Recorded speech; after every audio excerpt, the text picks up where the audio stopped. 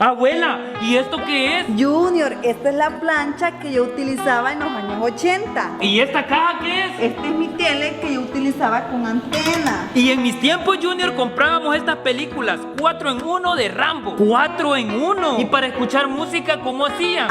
Utilizábamos cassette para la grabadora. Y cuando se arruinaban, jugábamos con esta cinta que trae. Mira cuánta cinta tiene. Qué aburrido, abuela. Yo para eso utilizaba mi Digma. Gracias a Dios no nací en esa época. Mejor voy a ir a